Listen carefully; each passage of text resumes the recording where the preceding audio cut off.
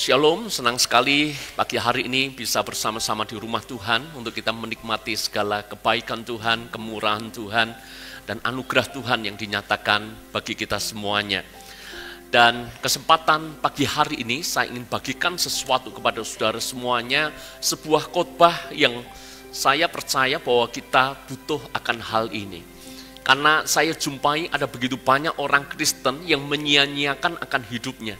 Kenapa banyak orang Kristen menyia-nyiakan hidupnya? Karena mereka tidak tahu bahwa hidupnya itu berharga. Mereka tidak tahu bahwa hidupnya berarti. Saya kasih contoh sederhana. Sesuatu yang tidak dianggap berarti, itu selalu akan disia-siakan. Kalau Anda punya barang, kalau Anda merasa itu bukan barang yang penting, kalau Anda merasa itu bukan barang yang cukup berarti bagi Anda, kemungkinan besar Anda akan menyia-nyiakan. Hidup kita kadang-kala juga seperti itu. Kalau kita tidak tahu siapa kita di dalam Tuhan, seringkali kita menyia-nyiakan akan hidup kita. Maka doa saya, pagi hari ini saya mengajak Anda mengerti nilai hidupmu, sehingga Anda tidak lagi menyia-nyiakan hidupmu yang hanya sekali. Mari kita belajar bersama-sama, temanya adalah makna silsilah Yesus bagi kita. Kemungkinan besar ini adalah khotbah pertama yang Anda dengar tentang silsilah Yesus. Karena ini topik yang jarang dibahas. Percaya atau tidak percaya, kalau ada satu tulisan di dalam Alkitab, sekalipun itu sepertinya, kenapa ini ditulis? Sepertinya kita berkata itu tidak cukup penting, tetapi kalau Anda tahu itu tercatat di dalam Alkitab, itu berarti benar-benar penting bagi kita. Yang percaya katakan amin. Sekalipun bahkan itu hanya sebuah silsilah. Saya yakin ketika Anda membaca ini, mungkin Anda akan bosan, bahkan mungkin beberapa di antara Anda tidak mengerti artinya, mengapa yang seperti ini ditulis. Tetapi saya meyakini kalau ditulis itu penting bagi kita. Kitab Perjanjian Baru diawali dari Injil Matius.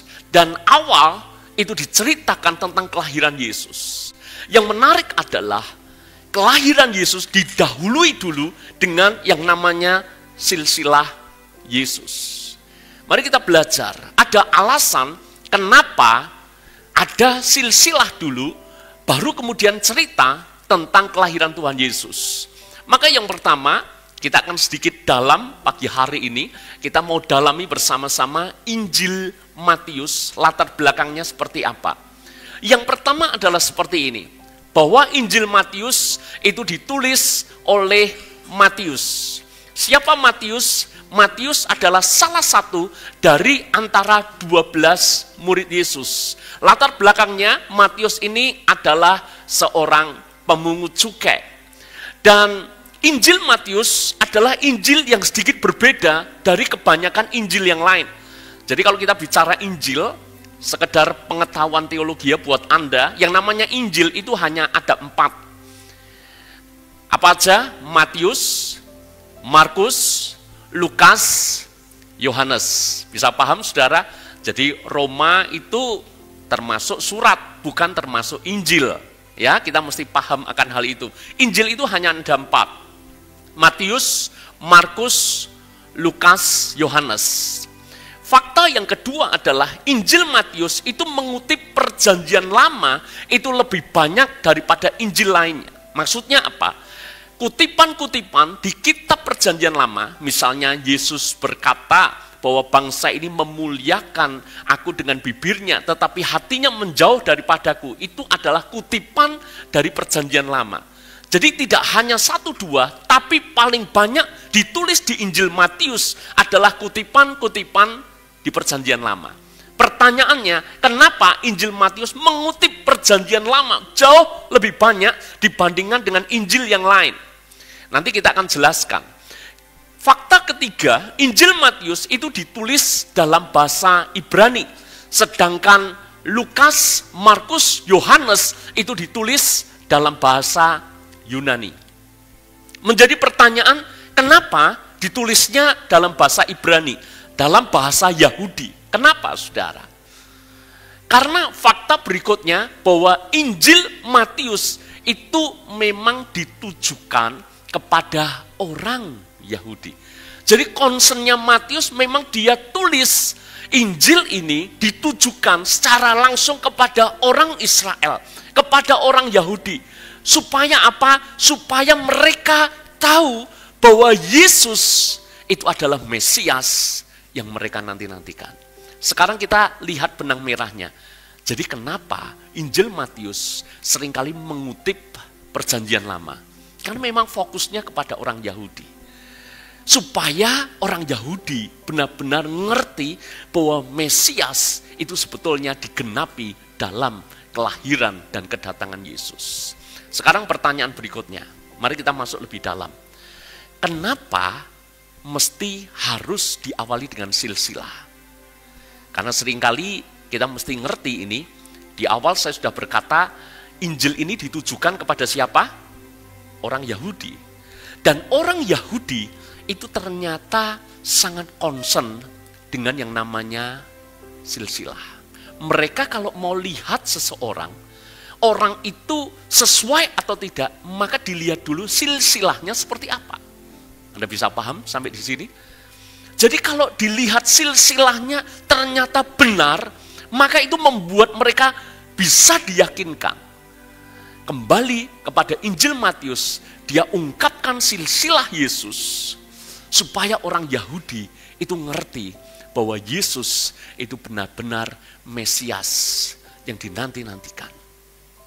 Mesias yang sudah dinubuatkan.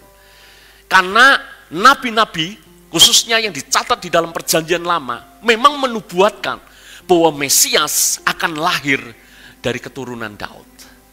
Yesus, garis keturunannya berasal dari Raja Daud. Dan ini yang diungkapkan oleh Matius. Amin, saudara? Bisa paham di titik ini? Sekarang kita akan maju lebih jauh.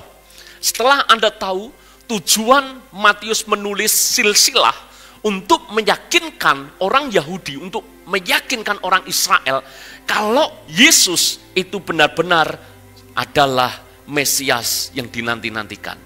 Nah, sekarang kita akan mulai masuk dalam topik silsilah Tuhan Yesus sendiri. Dan nanti Anda akan menemukan beberapa fakta yang cukup mengejutkan ketika Anda baca silsilah Tuhan Yesus. Saya bahas di hal yang kedua dengan judul subtopik kejujuran Alkitab. Yang pertama, kita sudah lihat latar belakang Injil Matius. Yang kedua, kita akan lihat ternyata Alkitabmu itu benar-benar jujur adanya. Yang pertama, kita akan mulai dulu di ayat yang pertama Injil Matius. Oke? Ayat yang pertama sampai dengan ayat yang ketiga. Saya bacakan buat saudara. Inilah silsilah Yesus Kristus, anak Daud, anak Abraham. Abraham memperanakan Ishak. Ishak memperanakan Yakub. Yakub memperanakan Yehuda dan saudara-saudaranya. Saya yakin sampai di sini Anda semuanya merasa tidak ada yang unik, tidak ada yang janggal. Anda akan merasa baik-baik saja. Bahkan Anda bangga. Kenapa? Karena Yesus Kristus, silsilah awalnya adalah dimulai dari Abraham. Abraham dikenal sebagai tokoh yang luar biasa dalam kehidupan orang-orang Yahudi. Setelah Abraham, maka kita mendengar nama Ishak. Ishak pun itu luar biasa. Jadi ada Abraham, ada Ishak, kemudian ada Yakub, kemudian ada Yehuda. Sampai di titik ini tidak ada yang masalah dengan nama-nama. Tapi berikutnya ayat yang ketiga. Yehuda memperanakan Peres dan Serah dari Tamar. Peres itu adalah anak Yehuda dari Tamar, saudara. Peres memperanakan Hesron, Hesron memperanakan Ram. Sekali lagi saya garis bawahi. Yehuda memperanakan Peres. Saya rasa juga tidak ada yang masalah di sini. Tapi masalahnya muncul di sini. Karena Peres itu adalah anak dari Tamar. Sekarang kita akan coba lihat Tamar itu siapa. Kalau ini dibuat film kolosal, menarik. Dibuat drama Korea, lebih menarik lagi. Kenapa, saudara? Ceritanya itu bebelit sekali. Siapa Tamar? Secara singkat, perhatikan ya, cerita yang menarik saya kemas sesingkat-singkat mungkin buat Anda. Yehuda itu punya 3 anak sebetulnya. Anaknya Yehuda yang pertama itu Er, sangat singkat namanya Er, E-R, Er. Anak yang kedua namanya Onan, anak yang ketiga namanya Shela. Er ini punya istri namanya Tamar. Jadi Tamar ini menantu daripada Yehuda. Bisa paham saudara? Menikahlah Er dengan Tamar. Masalahnya adalah sebelum mereka punya keturunan, Er ini mati karena jahat di hadapan Tuhan. Dihukum Tuhan sehingga mati. Waktu itu pernikahan dalam budaya Yahudi disebut dengan pernikahan Levirat. Apa yang disebut dengan pernikahan Levirat? Pernikahan Levirat itu seperti ini. Kalau misalnya si suami itu mati, maka si janda ini akan dinikahi oleh si adik suami atau dinikahi oleh adik iparnya. Maka ketika Er mati, untuk melanjutkan keturunan, maka adiknya yang bernama Onan itu dinikahkan dengan yang namanya Tamar. Tetapi Onan ini juga jahat, dia tidak mau meneruskan keturunan melalui Tamar, maka setiap kali berhubungan, maka spermanya itu dibuang, dikeluarkan. Nah, maka di situ secara bahasa umum, ada orang kalau melakukan masturbasi disebut dengan onani. Nah, ini berasal dari kata onan. Ini pun dipandang Tuhan sesuatu yang jahat, maka Onan juga mati, dihukum Tuhan. Maka anak Yehuda itu tinggal satu yang namanya Shela. Masalahnya adalah Shela masih kecil. Makanya Yehuda berkata kepada Tamar, tunggu dulu sampai Shela besar, nanti Shela akan dikawinkan dengan Tamar. Cuma masalahnya Yehuda itu takut. Ini wanita bahaya ini. 2 anakku menikah dengan dia, mati semua. Makanya Yehuda ketika lihat Shela sudah besar, itu tidak dikawinkan dengan Tamar. Karena takut nasibnya seperti kedua kakaknya. Maka Tamar ini nasibnya terkatung-katung. Tidak dinikahkan dengan Shela, si bungsu ini. Tamar ini wanita tidak kurang akal. Dia tetap ngotot pengen punya keturunan dari garis keturunan Yehuda. Caranya gimana? Caranya adalah ketika satu kali Yehuda dalam perjalanan, maka Tamar itu berada di pinggir jalan, pakaian kejandaannya itu dilepas, dia ganti dengan selubung. Dalam budaya waktu itu, kalau pakai selubung, jadi mukanya itu rapat, saudara, itu adalah ciri perempuan Sunda, perempuan pelacur. Apalagi dia berhenti di tengah jalan, dia cegat di tengah jalan. Yehuda yang ketika pulang dari satu tempat, lihat perempuan gak benar, perempuan Sunda, perempuan pelacur, menghampiri. Dan Yehuda berkata, aku mau menghampiri engkau. Ingat ya, sesuatu yang diawali dengan dosa, akhirnya rumit. Maka ketika Yehuda berkata, aku mau menghampiri engkau. Si menantu, waktu itu Yehuda nggak ngerti karena pakai selubung. Saya juga heran ya, kok masuk nggak hafal ya? Suaranya, nadanya, ini kan nada mantunya. Tapi mungkin saja Yehuda tidak menyangka karena pakai selubung. Dan ditanya oleh menantunya, oleh Tamar yang dia tidak sadari itu. Bayarannya apa? Ada bayarannya. Tidak ada yang gratis, saudara. Maka Yehuda berkata, anak kambing. Nah masalahnya Yehuda tidak bawa anak kambing. Zaman dulu tidak ada GoPay, tidak ada QRIS, saudara. Jadi memang harus real, bawa uangnya atau bawa barternya itu apa? Anak kambing, anak kambingnya tidak dibawa. Lalu kemudian si perempuan ini berkata, kalau kamu tidak bawa anak kambing, ya kamu kasih jaminan. Ya persis di zaman sekarang. Kalau tidak bawa aslinya ninggal KTP gitu loh saudara. Nah masalahnya zaman dulu tidak ada KTP, maka yang ditinggal apa? Si cewek, si gadis, bukan si gadis saudara, si perempuan ini dia minta kalau begitu tinggal cincin meteraimu, tinggalkan tongkatmu. Jadi diminta supaya tongkat, cincin meterai itu ditinggal. Dan Yehuda berpikirnya itu simpel, nggak apa-apa. Yang penting nanti setelah selesai transaksi, nanti dia akan pulang, lalu kemudian dia akan utus orang untuk kirim anak kambing, kemudian diminta lagi yang namanya cincin meterai, tongkat, dan seterusnya. So, kemudian jadilah Yehuda menghampiri menantu yang dia tidak sangka itu. Saya juga tidak habis pikir ya, waktu melakukan bertubuh, apa itu masih pakai topeng, saya juga tidak ngerti. Tidak usah bayangkan yang macam-macam, saudara. Tapi kok aneh ya, masih belum sadar. Cerita berlanjut, pulanglah Yehuda ke rumahnya, seperti biasa lakukan aktivitas sehari-hari. Berapa bulan kemudian, ada selentingan orang-orang berkata, menantumu yang namanya Tamar hamil, mengandung.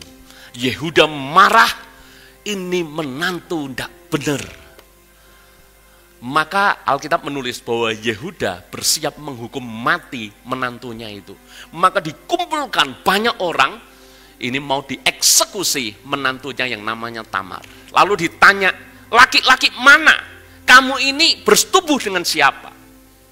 Maka Tamar hanya berkata, saya bersetubuh dengan pria yang punya ini. Dia keluarkan cincin meterai dan dia keluarkan tongkat punyanya Yehuda.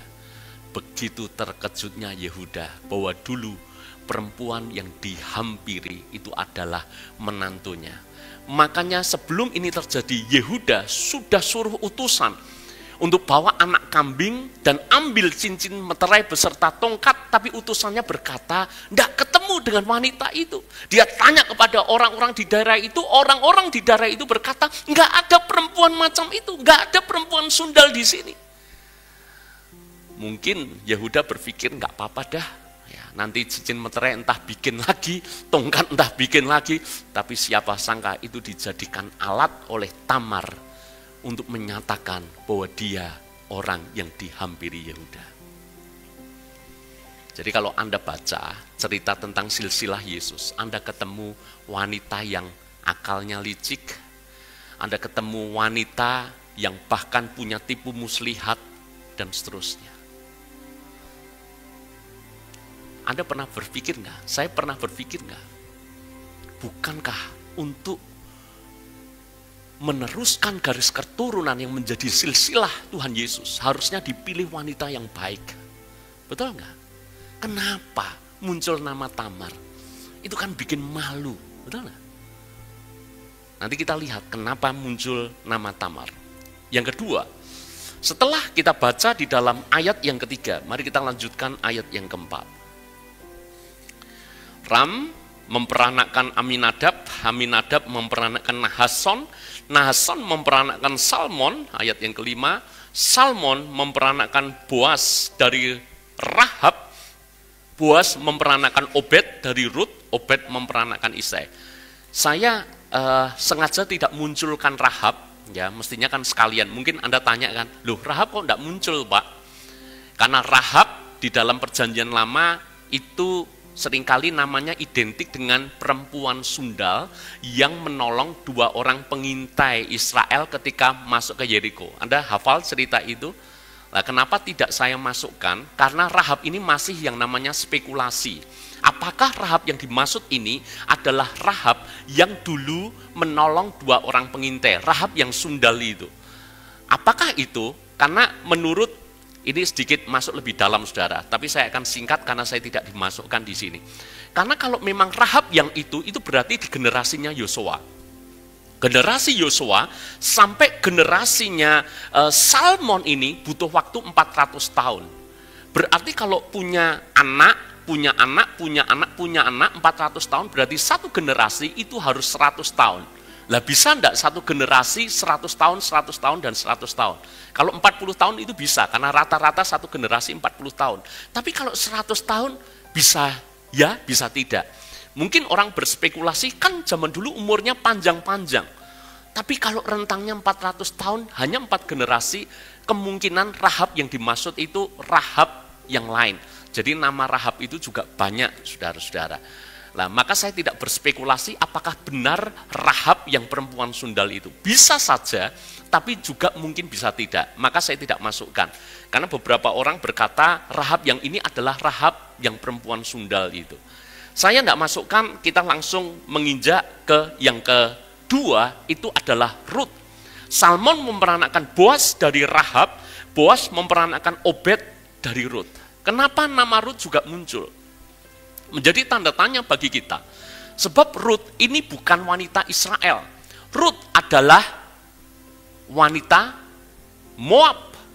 Zaman itu, perempuan yang berasal dari non-Israel, dalam hal ini Rut Moab, itu dianggap warga kelas 2. Sehingga harusnya tidak layak bagi perempuan asing, apalagi orang Moab yang merupakan musuh daripada bangsa Israel, itu dimasukkan dalam daftar silsilah Yesus. Jadi kalau dalam konteks cara pandang orang Yahudi, bangsa Moab itu warga kelas 2, orang yang tidak berharga, orang yang tidak berguna. Rut dianggap tidak berharga, tidak berguna. Tapi kenapa justru muncul dalam daftar silsilah Tuhan Yesus?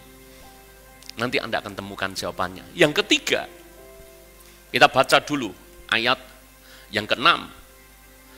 Ayat yang ke-6, Isai memperanakkan Raja Daud. Daud memperanakkan Salomo dari istri Uria. Siapa istri Uria? Istri Uria adalah Batsyeba. Batsyeba itu siapa? Batsyeba adalah wanita yang Daud ketika semuanya maju berperang, dia malah tidak berperang, malah dia jalan-jalan di atas sotoh rumah, dan dia lihat Batsyeba sedang mandi. Dia lihat hidupnya Daud di waktu itu dikuasai oleh hawa nafsu, maka dia suruh orang untuk dia bisa menghampiri Batsyeba.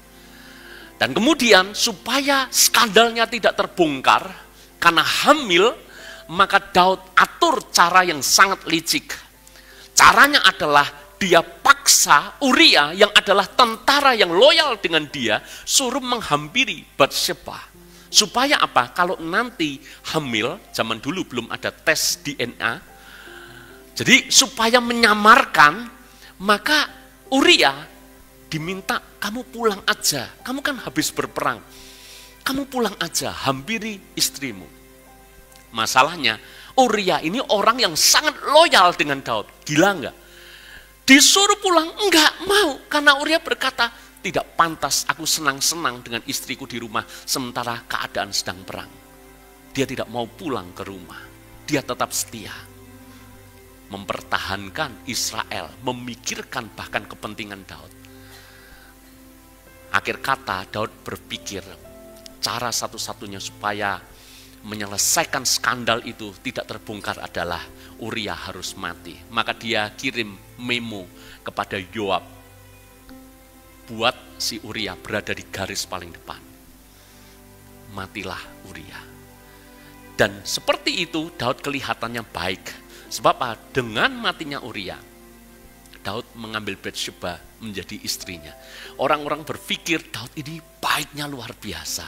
Care dengan orang-orangnya. Padahal dia ambil Batsyeba supaya skandalnya tidak terbongkar.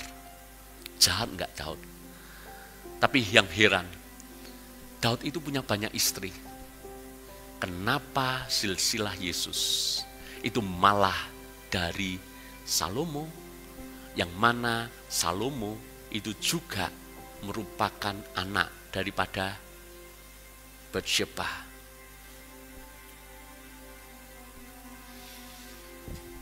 Silsilah yang menurut saya tidak membanggakan, memalukan. Ada nama Tamar, ada nama Rahab, masih spekulasi saudara. Tapi ada juga nama Rut. Rut itu baik, betul. Tapi tetap dalam kacamata Yahudi ini bukan wanita yang sempurna, karena wanita asing. Yang keempat, muncul nama Batsyeba. Maksudnya apa? Silsilah Yesus dari nama-nama seperti ini. Ini artinya saudara. Yang ketiga, poin dari semuanya, Natal adalah kelahiran Tuhan Yesus. Dan kelahiran Tuhan Yesus punya silsilah. Silsilah dari perempuan-perempuan yang tidak sempurna. Perempuan-perempuan berdosa. Perempuan-perempuan yang dianggap tidak berguna. Tapi itu justru untuk menunjukkan kepada kita semuanya bahwa Tuhan mengasihi manusia berdosa. Bahwa Tuhan care dengan orang-orang yang bahkan tidak berharga. Itu Natal. Silsilah Yesus itu tidak ada nama-nama yang sempurna. Malah ada banyak kecacatan di sana. Seperti yang saya katakan, Alkitabmu itu jujur. Tidak menutup-nutupi. Dan Alkitab tidak merasa malu untuk mengungkapkan. Supaya apa? Supaya kita yang hidup di zaman sekarang ngerti bahwa Tuhan kita itu ternyata mengasihi orang berdosa. Tuhan kita mau menerima bahkan orang yang dianggap sampah, orang yang dianggap tidak berharga. Natal itu bukti kasih Yesus kepada orang-orang berdosa. Bahkan itu sejalan dengan apa yang dilakukan Yesus di dalam pelayanannya. Sepanjang Yesus melayani orang-orang, Yesus tidak pernah pilih kasih. Yesus tidak hanya melayani orang-orang yang saleh, tetapi Yesus juga melayani orang-orang berdosa.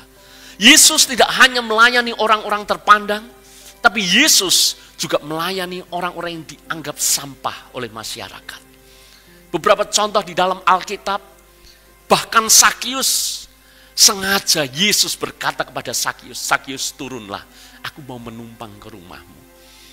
Kenapa Yesus tidak memilih menumpang ke orang-orang yang terpandang waktu itu? Malah memilih menumpang di rumah Sakius. Kalau di zaman sekarang itu viral.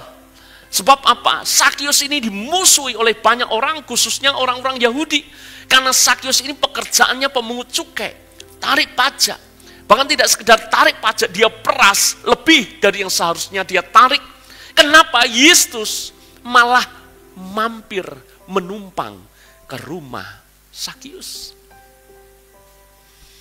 Yesus bahkan membiarkan dirinya diurapi oleh perempuan berdosa, yang mana perempuan itu menyekat dengan rambutnya. Sampai-sampai orang-orang di situ ngomong satu sama lain, berbisik satu sama lain. Kalau dia benar-benar nabi, dia harusnya ngerti siapa yang mengurapi dia. Ini perempuan gak benar, perempuan berdosa. Bukannya Yesus berdebat soal itu, Yesus justru menceritakan. Yang mana kalau orang merasa sedemikian berdosa, maka orang itu juga akan memberikan kasih yang lebih besar daripadanya. Yesus membiarkan dirinya diurapi perempuan berdosa. Itu menunjukkan bahwa Yesus peduli dengan siapapun juga. Maka hal yang ketiga yang saya mau bagikan, Natal itu tanda bahwa Yesus mengasihimu apa adanya. Yesus menerimamu apa adanya. Kita ini bukan orang baik. Tidak peduli mungkin Anda lahir dari keluarga yang saleh. Bukankah faktanya hidup kita juga penuh dengan dosa? Hidup kita penuh dengan kejahatan. Berapa banyak dosa kita? Beberapa di antara kita mungkin pernah merasa bahwa hidup kita tidak berharga. Hidup kita tidak berguna. Mungkin orang memberikan stempel kita tidak lebih daripada sampah. Tapi hari ini dengar berita Natal buat Anda. Apapun keadaanmu, Yesus mengasihimu. Apapun masa lalumu, orang mungkin pernah mempergunjingkan masa lalu Anda. Tapi hari ini izinkan saya mengatakan berita Natal kepada Anda. Yesus bahkan tidak lihat masa lalu. Kalau Yesus lihat masa lalu, dia tidak akan pernah menumpang ke rumah Sakius. Kalau Yesus memperhitungkan masa lalu, Yesus tidak akan pernah membiarkan dirinya diurapi oleh perempuan berdosa. Jangankan perempuan dosa itu mengurapi, baru dekat, Yesus akan menyingkir daripada perempuan itu. Tapi Yesus mau diurapi, itu artinya Yesus bahkan tidak peduli dengan masa lalu mereka. Mungkin beberapa di antara Anda hari ini masih bergumul dengan masa lalu. Karena iblis pekerjaannya adalah mengintimidasi kita, menarik kita selalu ke masa lalu. Supaya seolah-olah kita ini diingatkan, kamu sampah. Orang-orang memberikan stempel kamu sampah. Bahkan kita sendiri mungkin memastikan, aku memang sampah. Aku pengen lepas dari dosa ini memang gak bisa. Bahkan aku masuk lebih dalam. Memang aku ditakdirkan untuk jadi sampah. Makanya hari ini saya berkata kepada Anda, itu tipu muslihat iblis untuk menjatuhkan Anda. Kita memang sampah, tapi itu dulu.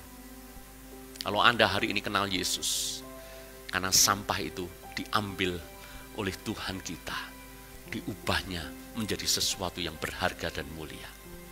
Saya di awal bukankah berkata, kenapa banyak orang Kristen sia-siakan hidupnya?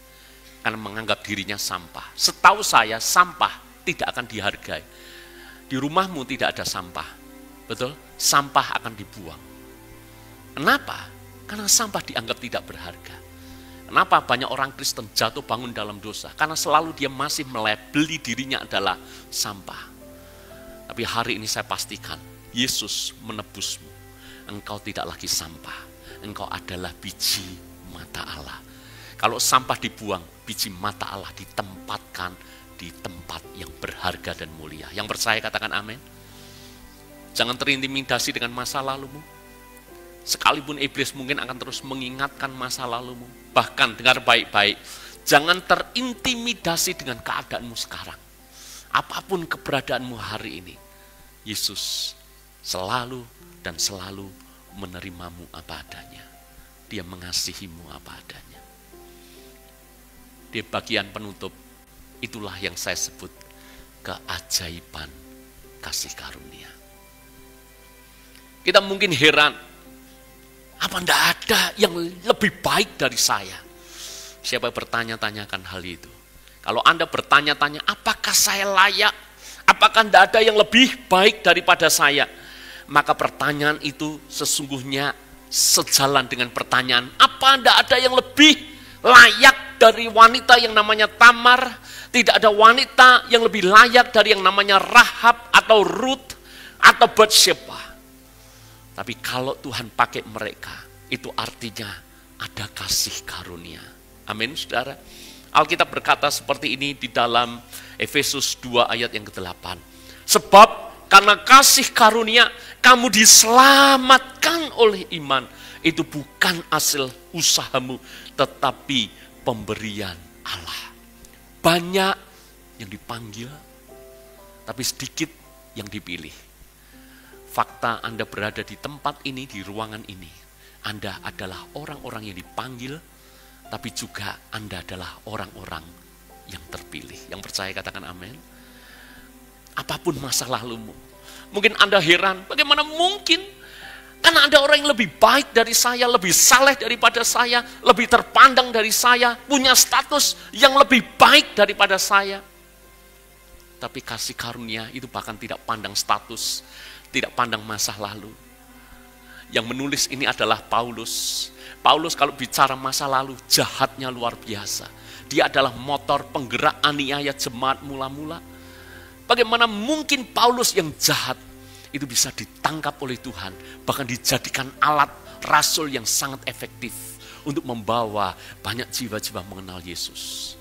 Sama hari ini, hidupmu, hidupku, itu semuanya hanya anugerah. Pernahkah Anda bertanya, kenapa saya ya Tuhan? Di dunia ini ada miliaran orang.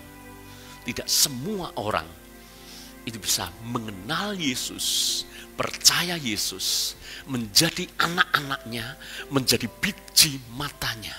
Tidak semua. Kenapa Anda? Dan kenapa bukan orang lain yang duduk di kursimu sekarang? Saya juga bertanya, kenapa saya? Kenapa saya yang bahkan berdiri di depan Anda untuk menyampaikan ini? Saya tidak bisa jawab. Kalaupun saya bisa jawab, saya cuma bisa berkata, itulah keajaiban kasih karunia. Bukan kita yang memilih, kitalah yang dipilih. Seperti yang seringkali saya ceritakan, kami punya anjing yang namanya Roji. Banyak orang berkata kepada kami, apalagi mama saya selalu ketika lihat Roji, dia selalu ngomong, kamu ini anjing paling hoki sedunia. Anjing paling beruntung. Kami ini bisa disebut tuan, tidak sempurna buat anjing kami ya. Tapi kami berusaha yang terbaik buat anjing kami. Apalagi istri saya, saudara. Bagaimana tidak hoki, dibuatkan tempat yang cukup bagus, dipesankan spring bed khusus, king coil, masih diselimuti handuk yang hangat. Kalau malam saudara, ketika kami hendak tidur, kami harus pasang pengaman supaya tidak kena terpaan angin. Anjing mana yang bisa masuk angin? Tapi kami pikirkan supaya anjing kami tidak masuk angin. Kami pikirkan kasih makan yang terbaik. Dog food itu mereknya banyak. Kami bisa belikan dog food curah. Tapi kami pilihkan yang lumayan menurut kami. Itu juga lumayan mahal. Dan tidak hanya dog food. Kadang-kala kalau anjingnya gabut, bete, istri saya sudah mulai. Ini Roci perlu diajak healing. Kami ajak pergi keluar, bahkan sampai ke Tawangmangu bela-belain, ajak dia. Makanya itu anjing happy banget. Makanya mama saya kalau lihat dia, ini anjing paling hoki. Kenapa hoki? Dulu ketika kami ambil di tempatnya Pak Ferry, ini ditonton oleh jutaan orang di YouTube, aku iklanin kamu. Ketika kami ambil ke rumahnya, itu banyak anjing sebetulnya. Bahkan di satu kandang, anjing-anjing yang sejenis, itu entah jumlahnya mungkin ada 6 mungkin. Warnanya juga mirip, coklat semuanya seperti itu. Kami ajak anak kami, saya minta Wilson, kamu pilih salah satu. Dan Wilson ketika lihat si anjing, si Roci ini, dia bilang, itu Pah, gitu. Maka diambillah anjing itu. Waktu itu tidak mungkin saya bandingkan wajahnya yang paling ganteng mana.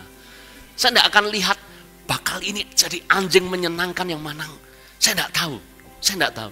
Cuma ketika di antara banyak dipilih, kemudian kami ambil, kami adopsi, kami pelihara, dan jadilah dia. Saya tidak tahu 5 anjing yang lain apakah seberuntung Roci. Saya tidak tahu. Tapi fakta anjing ini happy. Anjing ini kami tidak sempurna sebagai tuan. Tapi saya rasa kalau dia disuruh milih lagi berada di tuan mana, saya yakin dia pasti kembali kepada kami. Saya tidak menyamakan Anda dan saya dengan anjing. Itu poinnya. Tapi pernahkah Anda berpikir, bayangkan kayak dunia ini di tengah ada begitu banyak pilihan. Tuhan itu kok panggil Anda. Tuhan itu kok panggil saya. Tuhan itu kok temukan saya. Tuhan kok temukan Anda.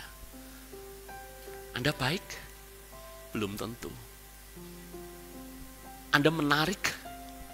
Belum tentu. Apakah Anda yakin bahwa kalau Anda dipanggil, dipilih karena Anda pede? Karena besok saya akan menjadi alat Tuhan yang luar biasa. Saya akan khotbah, saya akan melayani, saya akan bawa jiwa-jiwa. Ingat waktu pertama kali Anda dipanggil, Anda dipilih, apa yang sudah kita lakukan untuk Tuhan? Nggak ada. Bahkan kebangetannya kita sudah dipanggil, sudah dipilih, berulang kali masih jatuh dalam dosa yang sama. Muncul sebentar, tenggelam lama. Muncul sebentar, tenggelam lama. Tapi hari ini Anda dengar firman ini. Jemaat yang Anda ikuti secara online, Anda dengar ini. Anda ini dipanggil, Anda adalah orang-orang yang terpilih.